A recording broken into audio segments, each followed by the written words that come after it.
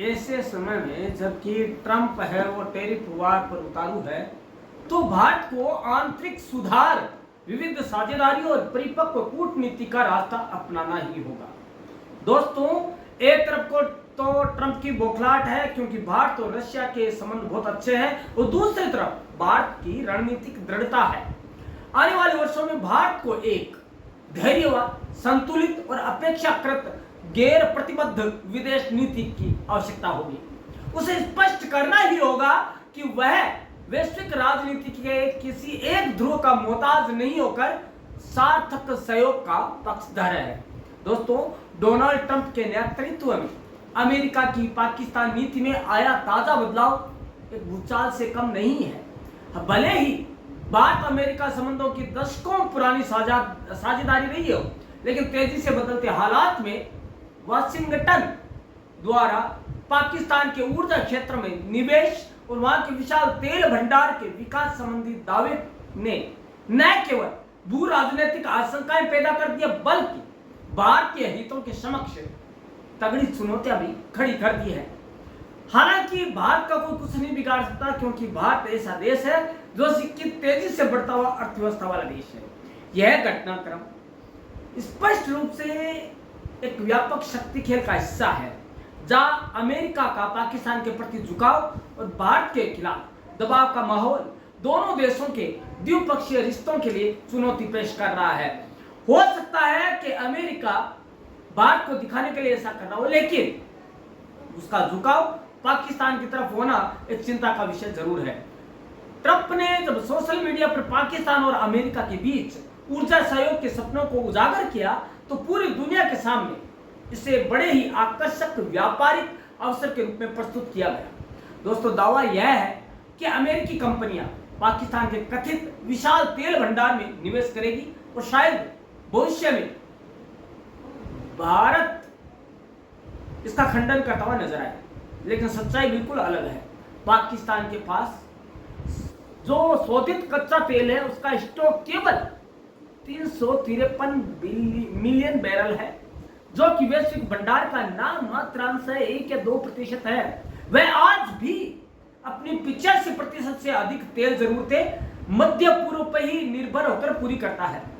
उसकी आंतरिक तेल उत्पादन क्षमता उसकी रोजमर्रा की आवश्यकता का सिर्फ और सिर्फ 15% ही पूरी करता है। दोस्तों, हाल के वर्षों में कराची और बलूचिस्तान तटवर्ती क्षेत्रों में कुछ संभावित हाइड्रोकार्बन संरचनाओं के चिन्ह जरूर मिले हैं, पर सच तो यही है कि वहां का भंडारण एवं उसका व्यावसायिक शोधन और उत्पादन अभी तक एक ख्याली बुलावा या स्वप्न से अधिक कुछ नहीं है। जाहिर है कि अमेरिका जो निवेश कर रहा है वो दरअसल पाकिस्तान के तात्कालिक आर्थिक राहत देने के लिए नहीं है, बल्कि भारत और चीन दोनों को संतुलित करने और दबाव में लेने के लिए किया जा रहा है। दोस्तों, इस नीति का सीधा असर भारत के लिए कई स्तरों पर परेशानियां लेकर आ सकता है। सबसे पहले तो ऊर्जा के क्षेत्र में भारत निरंतर विदेशी स्रोतों पर निर्भरता कायम करने का प्रयास करता रहा है, और हालिया वर्षों में उसने रूस से भी सस्ते कच्चे तेल की आपूर्ति को प्रोत्साहित किया है। यही नहीं, इस साल के आरंभ से तो भारत ने अमेरिका से भी अपने तेल आयात में इजाफा किया है। लेकिन ट्रंप प्रशासन का पाकिस्तान को संभावित ऊर्जा केंद्र के रूप में बढ़ावा देना भारत पर अप्रत्यक्ष रूप से दबाव बनाने जैसा है, जिससे भारत को भविष्य में अपनी ऊर्जा नीति में बदलाव करना ही होगा, ऐसा महसूस किया जा रहा है। इसके अलावा पाकिस्तान की तरफ अमेरिका का झुकाव और भारत के निर्यात पर 25% टैरिफ की घोषणा भारतीय उद्योग और व्यापार पर सीधा प्रहार है। इसका रीजन भले ही, इसका कारण भले ही रूस की दोस्ती बताया जा रहा हो, लेकिन इससे दोनों देशों की व्यापार वार्ता ठंडे बस्ते में जाएगी। कृषि, फार्मा, टेक्सटाइल, इलेक्ट्रॉनिक सभी क्षेत्रों में भारत को नुकसान होने की आशंका बनी हुई है, लेकिन होगा नहीं, क्योंकि भारत ऑलरेडी यूरोप, जापान इनके साथ बात कर चुका है टैरिफ फ्री डील से। इस पूरे घटनाक्रम का सबसे महत्वपूर्ण संदेश कूटनीतिक स्तर पर निहित है। पाकिस्तान से ऊर्जा संबंधी गठजोड़ की घोषणा और भारत पर आर्थिक दबाव का एक साथ आना यह स्पष्ट करता है कि अमेरिका भारत को प्राथमिक मित्र की बजाय नियंत्रित करने योग्य उम्मीदवार के रूप में देख रहा है, विशेषकर तब जब अमेरिकी दबाव के बावजूद भारत एक स्वतंत्र कूटनीतिक रूप पर आमादा है। पाकिस्तान के लिए एक नई भूमिका घड़ी जा रही है, जहां अमेरिका निवेश के आड़ में उसकी राजनीतिक सैन्य व्यवस्था को सुदृढ़ करने, अफगानिस्तान के पेचीदा समाधान में उसे फिर से सहभागी बनाने और चीन के बेल्ट एंड रोड इनिशिएटिव को संतुलित करने की दिशा में सक्रिय हो गया है। दोस्तों, हालांकि पाकिस्तान की वर्तमान आर्थिक बहाली, विदेशी कर्ज का भार, ऊर्जा संकट और बलूचिस्तान में गहराती अशांति यह दर्शाती है कि यह निवेश जनहित से अधिक भू राजनीतिक सौदेबाजी और क्षेत्रीय नियंत्रण की राजनीति ही है। इसी रणनीतिक पृष्ठभूमि में पाकिस्तान भी अमेरिका को यह भरोसा दिलाने जुटा हुआ है कि वह क्षेत्रीय सुरक्षा और वैश्विक भू राजनीतिक संतुलन में एक अपरिहार्य प्रमुख एजेंट के रूप में काम करेगा। वैसे भारत ने ट्रंप की अनर्गल बयानबाजी पर कड़ा रुख अख्तियार करते हुए उनकी बेतुकी नीतियों के खिलाफ जवाबी कदम और कार्यवाही की तैयारी प्रारंभ कर दी है। अमेरिकी कंपनियों पर डिजिटल टैक्स लगाने और डेयरी खेती क्षेत्रों में ज्यादा शक्ति पर विचार मंथन हो चुका है। दोस्तों, भारत अपने औद्योगिक, कारोबारी और रणनीतिक के हितों की रक्षा करने के लिए सक्रिय रहेगा, यह उसने दो टूक कह दिया है। इन सब के बीच भारत की दीर्घकालिक विदेश नीति की परीक्षा भी हो रही है। ऊर्जा संवाद में रूस, ईरान, वियतनाम जैसे देशों के साथ साझेदारी गहराने और बहुध्रुवीय स्वतंत्र विदेश नीति अपनाने की इसकी प्रतिबद्धता एक बार फिर प्रासंगिक हो उठी है। आने वाले वर्षों में भारत को एक धैर्यवान, संतुलित और अपेक्षाकृत गैर प्रतिबद्ध विदेश नीति की आवश्यकता होगी। उसे स्पष्ट करना होगा कि वह वैश्विक नीति के मंच पर एक ध्रुव का मोहताज नहीं होकर सार्थक सहयोग का पक्षधर रहेगा। भारत को अपनी रणनीतिक स्वतंत्रता, ऊर्जा सुरक्षा और अर्थव्यवस्था की मजबूती के लिए आंतरिक सुधार, विविध साझेदारी और परिपक्व कूटनीति का रास्ता भी अपनाना होगा। केवल तभी वह अमेरिकी पाकिस्तान के हालिया समीकरण से उत्पन्न चुनौतियों का सामना कर सकेगा और अपने दीर्घकालिक वैश्विक हितों की रक्षा भी कर पाएगा। दोस्तों, अब आपको बता दें, डोनाल्ड ट्रंप का वह बयान जिस पर उन्होंने अपने मित्र देश भारत को खरा खोटा कहा है। दोस्तों, डोनाल्ड ट्रंप के मुंह से कई बार ये सुनने को मिला है कि भारत टेरिफ किंग है और अमेरिकी निर्यात पर सबसे ज्यादा टेरिफ लगाता है। बीते दिनों भारत पर 25% का टेरिफ लगाते उन्होंने ये राग लापा, लेकिन ट्रंप के तमाम दावे खोखले और इस बात की गवाही हम आज आपको आंकड़े के जरिए बताएंगे कि भारत टेरिफ किंग नहीं है, बल्कि अन्य तमाम देशों की तुलना में अमेरिकी निर्यात पर सबसे कम टेरिफ भारत वसूलता है। दोस्तों, अब आपको जाते जाते बता देते हैं कि टेरिफ किंग डेड इकोनॉमी जैसे दावों में दम नहीं है। दोस्तों, अमेरिकी राष्ट्रपति डोनाल्ड ट्रंप ने बार बार यह दावा किया कि भारत दुनिया में सबसे ज्यादा टेरिफ वसूलता है। तो बीते 30 जुलाई को उन्होंने तमाम मुद्दों को हवाला देते हुए भारतीय निर्यात के ऊपर 25% का हाई टेरिफ घोषित कर दिया। इंडिया यूएस ट्रेड डील को लेकर बड़े बड़े और पॉजिटिव दावे करने वाले ट्रंप के सुर इसके बाद बदले बदले नजर आए और उन्होंने इसी टेरिफ किंग की अपनी बात दोहराते हुए यहां तक कह दिया कि भारत एक अच्छा बिजनेस पार्टनर हो ही नहीं सकता, क्योंकि उनका टेरिफ किसी भी देश की तुलना में सबसे ज्यादा है। लेकिन दोस्तों, आपको बता दें, यही नहीं, डोनाल्ड ट्रंप ने भारत और रूस के व्यापारिक रिश्तों को लेकर तगड़ा बवाल मचा दिया है और इंडिया रशिया की इकोनॉमी को डेड इकोनॉमी, मृत अर्थव्यवस्था तक करार दे दिया है। तो बता दें ट्रंप साहब आपको कि इन दावों में आपके कोई दम नजर नहीं आता है, क्योंकि भारत फिलहाल दुनिया में सबसे तेजी से आगे बढ़ती हुई अर्थव्यवस्था है और तेज रफ्तार से भागते हुए यह तीसरी सबसे बड़ी अर्थव्यवस्था बनने की राह पर आगे बढ़ रहा है।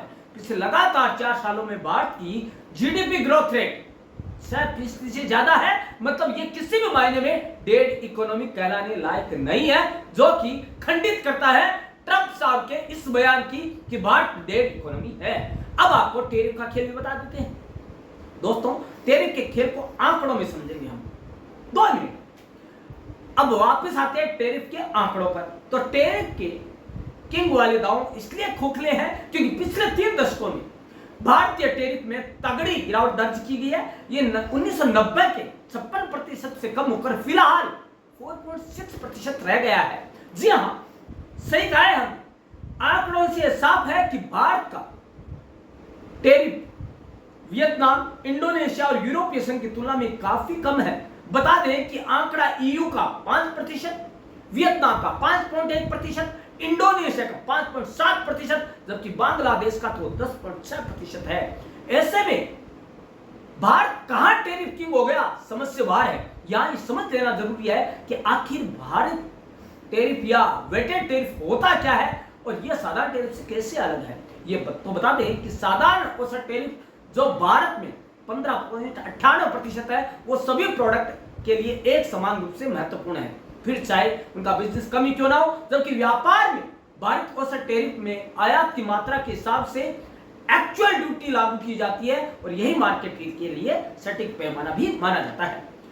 अब आपको बता दें कि भारत सबसे ज्यादा नहीं सबसे कम टैरिफ वसूल करने वाला देश है और यही उनको पच नहीं रहा है।